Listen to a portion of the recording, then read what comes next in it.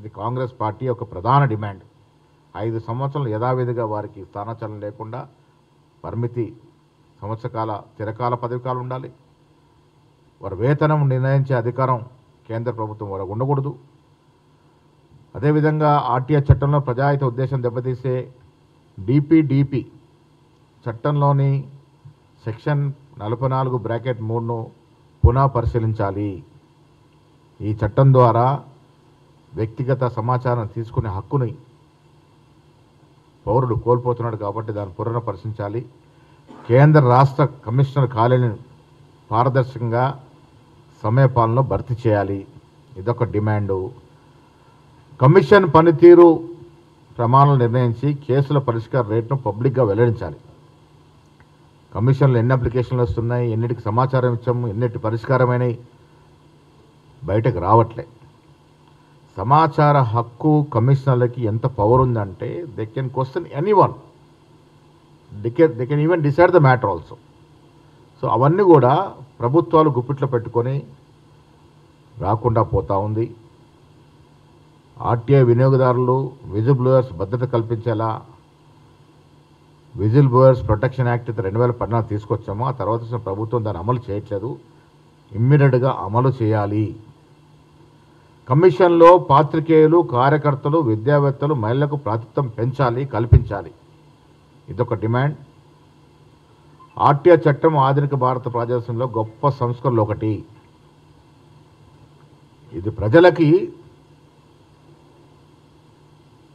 అధికారాన్ని ప్రశ్నించేటువంటి బ్రహ్మాస్త్రం. దాన్ని బలహీనపరిచే ప్రక్రియ ఏది కూడా ప్రజాస్వామ్యంలో ఏ రాజకీయ పార్టీ యాక్సెప్ట్ చేయదు. కాంగ్రెస్ పార్టీ సంపూర్ణంగా దాన్ని వ్యతిరేకిస్తుంది. పునః పరిశీలించి 2014లో తీసుకొచ్చిన మార్పులన్నీ కూడా తిలోదకాలు ఇచ్చి 2004, 2005లో వచ్చిన చట్టం యథావిధిగా కొనసాగించే విధంగా ప్రభుత్వం ప్రయత్నం చేయాల్సిందిగా ఈ సందర్భంగా డిమాండ్ చేస్తూ 20 సంవత్సరాలు సందర్భంగా భారత జాతీయ కాంగ్రెస్ పార్టీ చట్టాన్ని రక్షించడానికి, బలోపేతం చేయడానికి మరియు ప్రతి ప్రౌఢికి ప్రశ్నించే హక్కు, సమయపాలిత సమాధానం పొందే హామీ కల్పించడానికి తమ నిబద్ధతని చాటుకుంటుంది, పునర్ఘాటిస్తుంది. ఇది ఏఐసిసి యొక్క ప్రమాణము. ఇవాళ 20 సంవత్సరాలు పూర్తి చేసుకున్న సమాచార హక్కు చట్టం ప్రజ్వరిల్లాలి, ప్రజలకు అందుబాటులో ఉండాలి. ఇది ప్రజలకు ఇచ్చినటువంటి గొప్ప బ్రహ్మాస్త్రం. ఆనాడు యూపీఏ ప్రభుత్వం ఇచ్చినటువంటి బ్రహ్మాస్త్రం.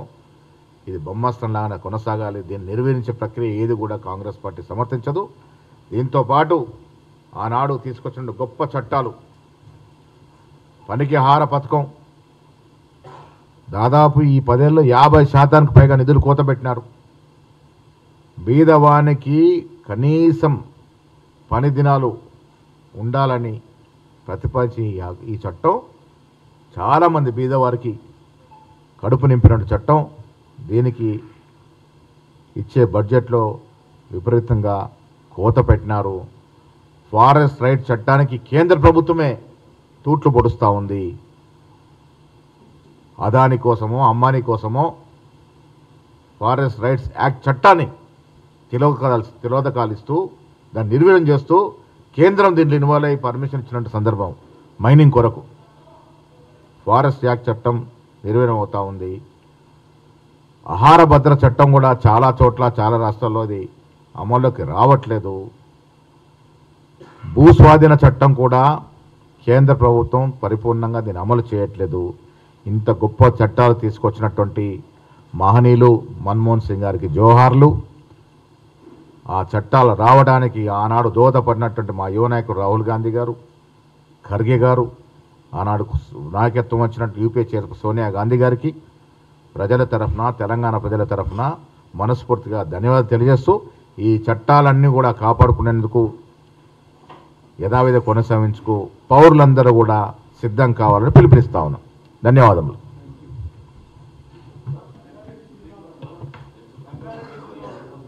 ఏమండి?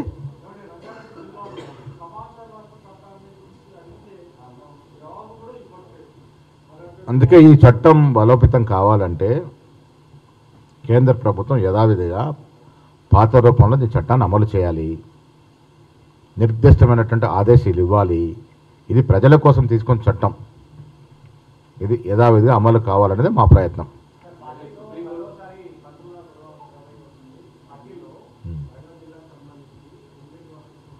ఎస్, మంత్రులు ఏదైనా అది మా కుటుంబ సమస్య, మా దృష్టి కూడా వచ్చింది.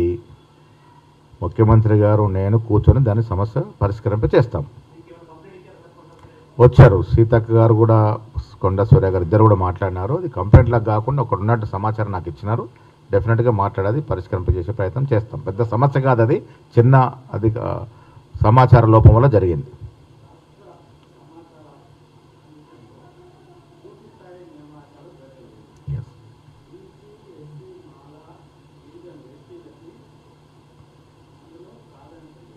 ఇంకా కొన్ని సమాచార కమిషన్లు ఇక్కడ వేయాల్సి ఉంది. డెఫినెట్గా సోషల్ ఇంజనీరింగ్ అనేది దాంట్లో ఉంటుంది, డెఫినెట్గా ఉంటుంది. ఎస్, దాన్ని కూడా మర్చిపోయాను. హర్యానాలో జరిగినటువంటి ఒక సీనియర్ ఐపీఎస్ అధికారి యొక్క ఆత్మహత్య తీవ్ర కలత చెందేటువంటి విషయం ఇది. ఆంధ్రప్రదేశ్ రాష్ట్రానికి చెందినటువంటి ఐపీఎస్ అధికారి, ఆ స్థాయిలో ఉన్న అధికారి కూడా కుల వివక్షకు గురైనారంటే మరి సమాజము ఎటువైపు పోతుందో ఒకసారి ఆలోచించాల్సిన అవసరం ఉన్నది. ఆత్మహత్యకు ప్రేరేపించినటువంటి అధికారులందరినీ కూడా శిక్షించాలి. ఒక ఎస్పీని మాత్రమే ట్రాన్స్ఫర్ చేశారు. దీనిలో ప్రధాన పాత్ర పోషించిన డీజీపీ, ఆ డీజీపీ ఆదేశాల మేరకే ఆ ఎస్పీ ఆ రకంగా ప్రవర్తించినాడని అక్కడ వాస్తవాలు బయటకు వచ్చినప్పటికీ కూడా దాని మీద చర్యలు ఉండకపోవడం, కేంద్ర హోంశాఖ మాత్రం ఇంతవరకు స్పందించకపోవడం, ఇది చాలా శోచనీయ అంశం. ఒక ఐపీఎస్ సీనియర్ అధికారే కుల వివక్షకు గురవుతే మరి బీజేపీ ఫ్యాసిస్ట్ పాలనలో సామాన్యుడి పరిస్థితి ఏంటి? దీన్ని ఏఐసిసి, పిసిసి తీవ్ర సమస్యగా పరిగణిస్తూ ఉంది. చనిపోయిన అధికారికి మా నివాళులు, వారి భార్యతో కూడా మేము సంప్రదించే ప్రయత్నం చేస్తూ ఉన్నాం. కాంగ్రెస్ పార్టీ వారికి సంపూర్ణంగా ఉంటుందనే మాట మా ఆదిరెత్తి సోనియా గాంధీ గారు వారితో మాట్లాడి చెప్పడం జరిగింది. కాంగ్రెస్ పార్టీ ఆ కుటుంబానికి బాసటగా ఉంటుంది.